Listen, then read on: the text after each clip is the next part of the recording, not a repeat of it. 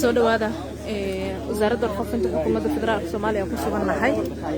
sideedii muuqato gordhow waxaa hadli doona wasiirka wasaaradda amniga xukuumadda federaalka Soomaaliya wuxuuna ka hadli doonaa arrimaha la xiriira COVID-19 iyo sidoo kale banaanbaxyada mar kale ee midowga musharaxiinta ay ku dhawaaqeen muqdisho ka qabsoomi doono sidoo kale wasiirka warfaafinta halkan ku sugan gudoomiye amniga iyo siyaasadda gobolka Banaadir Cali Yare sidoo kale waxaa jooga taliye ku-xigeenka ciidanka booliiska Soomaaliyeed hadalka waxaa ugu horeeya wasiirka wasaaradda amniga xukuumadda federaalka Soomaaliya oo marka hore bilaabi rabo waxa laga hadli doonana waa COVID-19 iyo banaanbaxyada mar kale lagu dhawaaqay ee la filayna muqdisho ka qabsoomaan wasiirka ayaan hadalka bilaabay wasiirada shaqada badan iyo gudoomiyaha iyo taliyaha iyo dhammaan warbaahinta waa salaamantihiin marka hore waxaan ku bilaabaynaa maanta waxaa dhacay in nin argagixisada ka mid ah oo inta jaaka soo hubeeyey oo ku tuuray ciidanka booliska Soomaaliyeed sarkaal ka mid ah ku dhaawacmay ilaahay waxaan ka baryaynaa inuu caafimaad siiyo isagiina ninkiina waa baxsaday oo markuu jaakada tuuray waa la qabtay marka ilaahay sarkaalkaas caafimaad siiyo waxay ka mid tahay khataraha cusub oo lagu soo kordhay in qof inta jaakad soo xirto oo ku dhex tuuro dadka uu ka cararo waana wax u baahan in laga qaato feejignaan cusub taas markaan ka soo gudbo sida aad ka warqabtaan dawladdu markii ay lahayd isu soo baxa iyo isu imaadka faraha badan waa in la joojiyo oo la yareeyo oo laga bilaabo golihii wasiirada in lagu qabto Zoom waxaa lagu dhisay qiimeyn la sameeyey oo xag caafimaad u badan iyo xag amni intaba qiimeyntaas la sameeyey oo aad loo soo daraaseeyey waqtina qaadatay lagana wada fariistay ayaa lagu saleeyey in isu soo baxyada iyo isu imaadyada la joojiyo wixii aan laga maarminna aad loo yareeyo qiimeyntaas ayada ah wax ka dambeeya ma jiraan sideedii bay u taagan tahay waliba waxaa dheeraad ah in uu soo kordhay khatarta caafimaad soo korortay oo sida aad ka warqabtiin dhammaantiin warbaahintu ka warqabto dhimashadii coronavirus oo soo kordhinayay ee aad iyo aad u soo badatay oo wasaaradda caafimaadka iyo madaxda guud ahaan xukuumaddu habeen maalin aysan nasan oo lagu mashquulsan yahay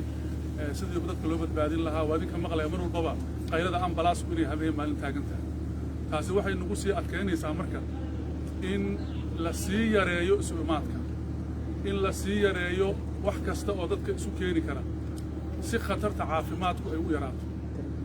middaa amni ee aan maanta ka hadlayna ee qofkaa dadka jaakada tuurayana ayaduna waa dhib nagu soo kordhay oo nagu sii dhiirigelinaya aanaan dhihi karin bulshada Soomaaliyeed meel hees ugu timaado waayo mas'uuliyad baa na saaran mas'uuliyaddana saaranne waxaan u walwalaynaa sida waalidku u walwalo carruurtiisa u walwalo ninka mas'uulka ah bulshada dhan ayuu waalid u yahay sida waalidku uga walwalo carruurtiisa oo uu khatar kasta ama ha muuqato ama ha soo socoto ama ha filo oo uga hortegayo oo waxa ugu badan oo dadaal u bixinayo ayaa looga baahan yahay dawladdu inay intaasoo kala bixiso waxaa dhici karta dadka kaloo mas'uuldu saarayn inaysan saa u fiirin inaysan saa u arag oo ay ayagu u arkaan dana ay ayagu leeyihiin oo gaar oo u muuqda inay ayagu gaarsadaan hadhowna mas'uuliyadda annaga lagu soo celiyaan sida aad ka warqabtaan banaanbax guud ahaan waa la joojiyey ama ha naqdo mid dawladda lagu taageersan yahay ama ha naqdo mid looga soo horjeedo banaanbaxna sideeda dawladduna waa soo saari kartaa dadka mucaaradkana waa soo saari karaan wax weyn ma aha in dawladdu soo saarto ama mucaaradku laakiin kulligood waa sharci darro ama dawladda ha lagu taageero ama ha looga soo horjeedo banaanbax oo dhan waa sharci darro ciddii samaysane hadday ayadaa isxilqaanto maahayn dawladdu uma dirin mana oggola gaar ahaan magaalada caasimaddu waa ka sii duwan tahay gobollada caasimadda waxaa jooga mas'uuliyiinta dhammayd waxaa jooga dawladdii waxaa jooga safaaradihii hubka ugu badan baa yaalla mudaaharaad hub wata oo hub dad hubaysan wataan na sideedaba lama oggolaa karo haddii ay dhacayso arrintaasi qiimayn kale iyo cudurkoo naga yaraada iyo dhibaatadoo yaraata iyo arrinta amniyoo yaraata iyo qiimayn kale unbay ku imaan kartaa go'aanku waa sidiisa qodobka kale wuxuu yahay dad waxaa jira isxilqaamay sidaad ka ogtihiin baaqi bare ministerku uu soo jeediyey maalinta jimcaha oo ku baaqo wada hadal inuu furan yahay cid walba in lala hadlo inay furan tahay cid walba oo wanaag doona wax kasta la iska afgarto baaqaas barey ministru soo jeediyay sidiisuu u taagan yahay saacadan iyo saakay iyo xalay iyo habeen horena barey ministerka iyo wasiirada iyo intii kale oo mas'uuliyiin waxay ku jireen in la is afgarto oo laga wada hadlo waxa taagan welina waa socotaa cid albaabkaas waa furan yahay sida barey ministerku u baaqo u furan yahay waa haddeerta saacadaha aan ku jirnana wada hadalku waa socdaa waana waa hadal see wax lagu wanaajiyaa see wax lagu toosiyaa ma aha wax go'aanka dawladda wax looga bedelaa maaha go'aanka dawladdu go'aan iskama qaadan karto haddaan daraaso iyo qiimayn aan wax lagu soo dhisay marka aad iyo aad u mahadsantihiin dadka Soomaaliyeed meel kastoo joogaan waxaan ugu baaqaynaa xilli waxaan ku jirnaa warbaahinta cid walba ay ku gaarsiin karto fariinta ay wado maanta warka hadda aanu anjeedinayo mudaaharaad uma baahni mudaaharaad warbaahintiina anaa ku filan inaad gaarsiisaan malaayiin Soomaaliyeed inaad gaarsiisaan intaana iga filan uma baahni soo bax inaan sameeyo waxaan ugu baaqaynaa marka guud ahaan dawladda iyo dadka kale dawladda ku jirna oo aan dawladda ka tirsanaynba inay adeegsadaan warbaahintan hadda waxaan arkaynaa 40 kaamira ay hortaagan 40 kaamira waxay ku filan yihiin 5 qaaradood wixii fariin hoo jira inay gaarsiiyaan wax baahiyo loo qabo maanta inaan dad isu keeno oo aan aniga dad isu ka imaada si aan u hadlo haba yaraatee ma jiraan dadka aan u baahana waa kaamirooyinkan kaliya kaamirooyinka bis aan u baahana ayagaasaa warkii gaarsiin kara meel kasta waxaan mar labaad iyo mar saddexaad ugu baaqayaa guud ahaan dawladda anoo ka bilaabaya mas'uuliyiinta dawladdan ka bilaabaya kuwa kale dawladda ka tirsanan ka bilaabaya isu soo bax lama ogola qofkii war qaba qofkii fariin qaba caburin ma jirto waa furan tahay wax caburin leeyahay ma jiraan wasaaradda amniga oo aanu mas'uul ka ahay haddii ay jirto qof la caburiyo hadli weyda waa noo sheegi kartaa ma jirto caburin warkiina ku gaarsiiyo warbaahintan sharafta badan meel walba iga gaarsiinaya aad iyo aad u mahadsantihiin وزير اوكي لما سالوا كويديا ربا ku saabsan arinta shirka jiray midda koobaad amniga qofka isqarxiyo maanta jaakada watay fakaday sidee waa shaaka ku cusub dadka Soomaalida amniga marka laga hadlayo qof jaakada wato jaakada tuura kadibna uu baxsado see ku dhacday xogta badalka la wadaag midda labaad wasiir muqaarad ku banaan islaamiyan hore islaamiyan dibadda ka dhalatay ma jirto miyaa wadakro looga bixi karo xaaladdan adaga dadka Soomaalidu ay aad uga wanaagsan yihiin oo haysan waa maadsantahay horta marka koobaad ninka horjaakada inuu tuuro go'aankeeda asaaska isagaa tuuray laakiin sida inoo sheegeen oo taliib hadda la taagan yahay waa la soo qabtay waana xariir taas horta waa taas dawladda mas'uuliyaddeedu waxa waaye inay ka hortagto wixii dhibaato keenaya haddiise ay dhacdo in dhibaatadii qofkii ilaa adiga haddii hadda qofku dharbaaxada boolisku siima ogeyn inuu ku dharbaaxayo qofku siima ogeyn laakiin markuu ku dharbaaxa la rabaa inuu kaa qabto marka shaqadoodu waa qabsadeen waana ku ammaanan yihiin waana mahadsan yihiin booliska iyo nabad sugidda iyo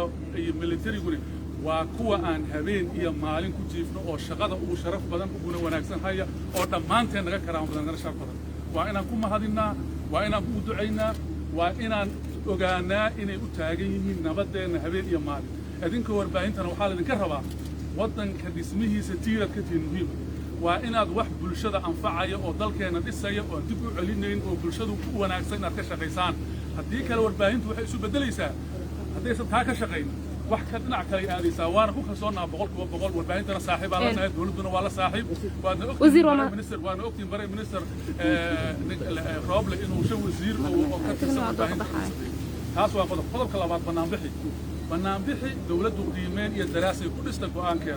go'aankaas wax iska beddela ma jiraan haddii qiimeyn dambe dib loogu noqdo haddii dawladdu ay qiimeyn kale ku noqoto si kastaba ha ahaato ama wadahadalka ku timaado ama caafimaadka la qiimeeyo iyo amniga ha noqoto waa ka hadli doonaa laakiin warku waa warkii hore wasiir waa mahadsan tahay waa Faadimo Cabdiqaadir Dalsan TV soo dadku waxaad ka wacyigelinaysaan COVID-19 banaanbixii aad joojiseen toddobaadkan ka soo gudubna wixii ka dhashay waan naqaanay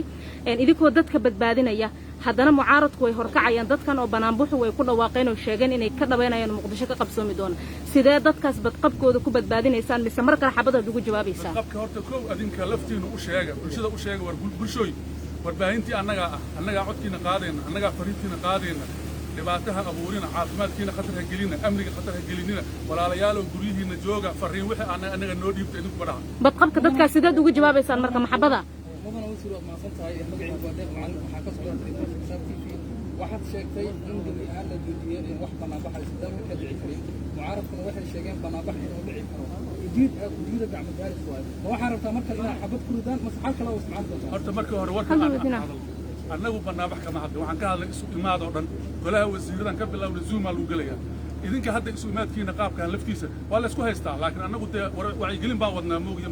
sida xataa raalli kama yihin wixii duruuftu keento ama markaa kooban waaba la garta laakiin annagu banaanbax marigaa mabaan ogeyn cid naga soo codsatay cidna la wadaagta maba jirinba waxaan ka hadalnay isu imaadan ka hadalnay ama ha noqdo mid xafiisyada dhexdiisa ka dhaca ama mid banaan ka dhaca dadka isku soo baxaan ayagoo xiran face mask iyo qalabka lagu hortagayay COVID-19 maxay tahay talaabada dawladdu ay qaadi doonto arrinta amniga koob maxay ku qabanaa arrinta amniga gafurduubku muxuu ka qabanaa waa maasanta hadda waa nin ka hadla dee waad iga arkaya hadda wadahadalku waa socdaa bareemar sidaa ku baaqay ilaa haddana waa socdaa wadahadalku albaabkiisuna ma xira waana socon doonaa wax dhibaataan ka dhaca laakiin ayaga waa diidan yihiin wasiir wasiirka amniga xukuumadda federaalka soomaaliya gudoomiye ku-xigeenka amniga siyaasadda taliya ku-xigeenka ciidanka booliiska iyo wasiirka warfaafinta waxay sheegeen guud ahaan in la kansalay banaanbaxa mar kale musharaxiinta ay ku dhawaaqeen lagu qabanaya taalada wasiirka daasoon halkaa ku sugannahay waa xarunta wasaaradda warfaafinta dadku way dhagataagayaan waxay u dhagataagayaan waxaa dhici doona jimcaha soo socda maadaama musharaxiintu ay sheegeen inaysan ka baaqsanaynin banaanbixii toddobaadkeena kasoo gudubnay laga baajiyey ee dawladda ka baajisay waxaana laga cabsi qabaa in mar kale qalalaasihii dhacay jimceen kasoo gudubno uu soo laabta haddana waa mahadsantihiin